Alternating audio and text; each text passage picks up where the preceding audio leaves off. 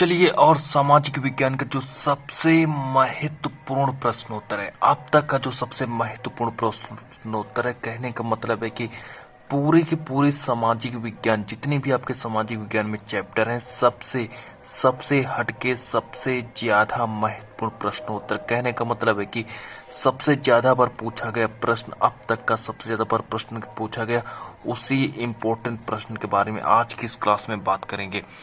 तो चलिए स्टार्ट करते हैं। वो कौन सा ऐसा प्रश्न जो आपके बोर्ड में उस प्रश्न का आने की सारी संभावनाएं हैं, और मैं ये गारंटी भी ले रहा हूँ कि वो प्रश्न आपके बोर्ड में जरूर पूछा जाएगा। तो चलिए वो कौन सा ऐसा प्रश्न है जो आपके बोर्ड में पूछा जाएगा। तो चलिए ये है वो प्रश्न जिसके बारे में हम बात कर रहे हैं। चलिए ये देखिए, प्रश्न 6 नंबर का पूछा जाएगा आपके बोर्ड में कि हरित क्रांति को परिभाषित कीजिए। चलिए आप लोगों को देखने में तो लग रहा है कि प्रश्न आप लोगों को देखने में लग रहा है कि प्रश्न कहीं ना कहीं ये जरूर पूछा जाएगा। आप लोग समझ रहे हैं कितना इम्पोर्टेंट टॉपिक है। और आप या फिर आप लोगों को इतना विश्वास ना हो तो आप लोग जाइए एक अनसॉल्व्ड में देखिए, सामाजिक विज्ञान का अनसॉल्व्ड उठाइए, उसमें फिर देखिए कि ये जो प्रश्न है कितनी बार पूछा गया है।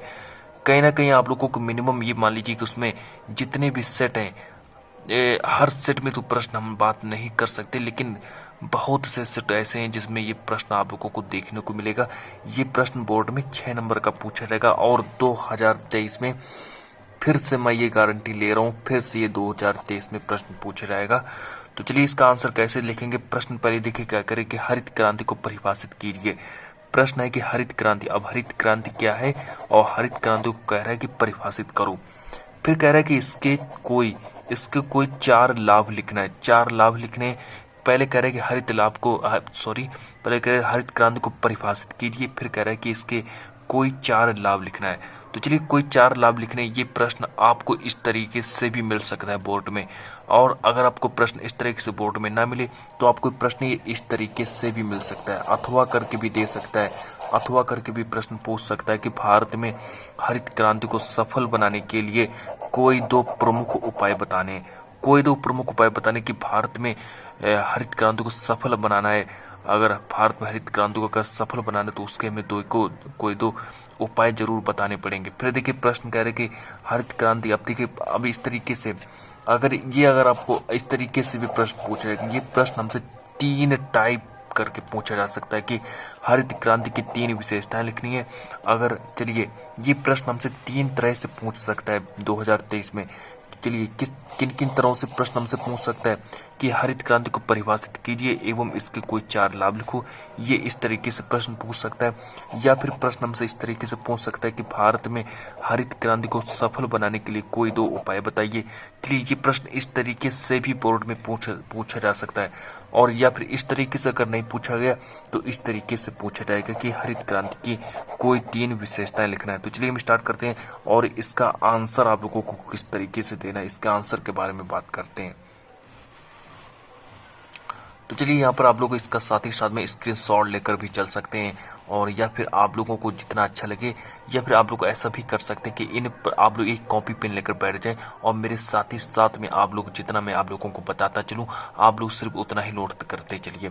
तो चलिए आप लोग सारे के सारे लोग कॉपी पेन लेकर बैठ जाएं और बिल्कुल आप लोगों को बिल्कुल यहीं पर लिखना चाहिए और बिल्कुल आप लोगों को यहीं पर याद कर लेना चाहिए, क्योंकि स्टूडेंट्स सामाजिक विज्ञान को आप लोग यहीं पर याद कर लें, क्योंकि स्टूडेंट्स अभी आपको मैथ, साइंस और भी सब्जेक्ट आप लोगों को अभी याद करने पड़ेंगे। तो इसलिए मैं ये सोच रहा हूँ कि आप लोगों को ये जो प्रश्न है, ये जो आपका प्रश्न है बहुत ही इंपॉर्टेंट प्रश्न है, इसको मैं यहीं पर याद करा दूं। तो चलिए इस प्रश्न को पहले यहीं पर याद कर लीजिएगा, बिल्कुल कवर कर लीजिएगा, यहीं पर ये याद कर लीजिए इस प्रश्न को।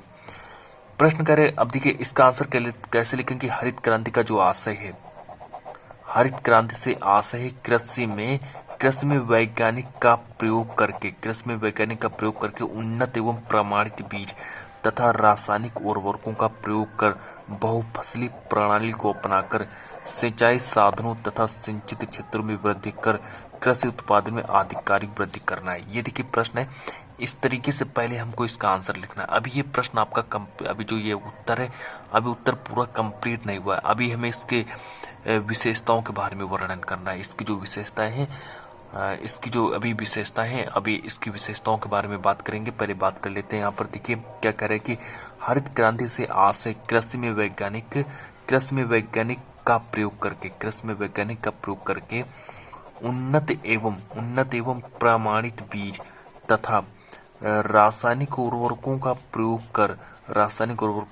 कर बहुफसली प्रणाली को अपनाकर सिंचाई साधनों तथा सिंचित क्षेत्रों में वृद्धि कर कृषि उत्पादन में आधिकारिक वृद्धि करना है। चलिए इतना आप लोगों को समझ में आ गया है। तो अब हम बढ़ते हैं। अब इसकी कुछ विशेषताएं हैं और इसके अब हम विशेषताओं के बारे में बात करेंगे। तो चलिए इसकी कौन कौन सी ऐसी विशेषताएं जिनके बारे में अब हम बात करने वाले हैं। तो चलिए इसकी कुछ इम्पोर्टेंट विशेषताओं के बारे में बात करते हैं। तो चलिए बने रहिए, बिल्कुल अंत तक बने रहिए। इसकी जो इम्पोर्टेंट विशेषताएं देखिए कौन कौन सी हैं। चलिए इसकी देखिए कुछ इम्पोर्टेंट विशेषताएं जो आप लोगों को याद करनी पड़ेंगी। तो चलिए ये देखिए कुछ इम्पोर्टेंट तत्व कह सकते हैं और या फिर हम विशेषताएं भी कह सकते हैं। विशेषताओं के बारे में बात करते हैं। अब इसकी जो नंबर पहली जो इसकी विशेषता क्या है कि ये देखिए अधिक उत्पादन वाली फसलों का बोया जाना। अधिक उत्पादन वाली फसलों एक प्रमुख तत्व या मुख्य घटक आप लोगों को यहाँ पे हेडिंग डालकर लिखना पड़ेगा। अब चलिए पहला है कि अधिक उत्पादन वाली फसलों का बोया जाना। फिर देखिए नंबर सेकंड पर बात करते हैं कि रासायनिक उर्वरकों का अधिकारिक प्रयोग करना। जितनी भी रासायनिक उर्वरक है उनका अधिकारिक प्रयोग करना चाहिए। फिर देखिए नंबर 3 के बारे में बात करते हैं कि कृषि में उन्नत बीजों तथा वैज्ञानिक यंत्रों उपकरणों का प्रयोग करना, है ना। समझ में आ रहा है। देखिए कि अब देखिए क्रांति के अब जो हरित क्रांति के मुख्य घटक कौन कौन से। तो हरित क्रांति के जो मुख्य घटक है यहाँ पर देखिए पहला घटक कौन सा है कि अधिक उत्पादन वाली फसलों का बोया जाना। जितने भी हमें ऐसी फसलों को बोए खेत में जो अधिक उत्पादन दे सकें। फिर देखिए यहाँ पर देखिए क्या करें कि रासायनिक उर्वरकों का अधिकारिक प्रयोग करना। फिर देखिए नंबर 3 देखिए क्या करें अब जो कृषि में जिस तरीके से जो उन्नत बीज है तथा वैज्ञानिक यंत्रों उपकरणों का प्रयोग करना। फिर देखिए अब यहाँ पे साथ ही साथ में कह रहा है नंबर 4 देखिए कृषि शिक्षा का प्रसार भी करना चाहिए। कृषि शिक्षा मतलब कृषि में उनको बताना चाहिए। कृषि शिक्षा में विस्तार करनी चाहिए।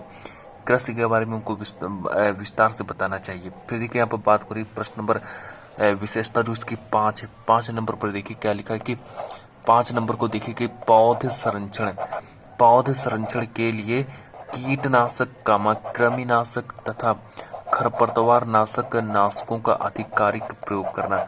जितने भी पौध संरक्षण के लिए क्या करना चाहिए, कीटनाशक और कृमिनाशक और खरपतवार नाशकों का अधिकारिक प्रयोग करना चाहिए। फिर देखिए यहाँ पर नंबर 6 के बारे में बात करते हैं कि सिंचाई सुविधाओं का विस्तार तथा भूमि सुधार करना चाहिए। जितनी भी भूमि अगर बेकार पड़ी है उसको सही कर दें। फिर साथ ही साथ में जितनी भी सिंचाई सुविधाओं के जहाँ पर भी विस्तार नहीं है वहाँ पर सिंचाई सुविधाओं का विस्तार भी करें। चलिए ये देखिए इम्पोर्टेंट है और हमने यहाँ पर इतना आपकी जो विशेषताओं के बारे में बात की। और ये जो आपका प्रश्न है हमने इस प्रश्न के बारे में बात की। ये देखिए आपका एक प्रश्न है, ये प्रश्न आपका कंप्लीट हो चुका है और आज की इस क्लास को हम इतना ही रखना चाहेंगे। और जब तक के लिए आप लोग क्या करें, इस प्रश्न को जल्दी से याद कर लें क्योंकि ये इम्पोर्टेंट प्रश्न है। ये 2023 में इसके आने की सारी संभावनाएं हैं।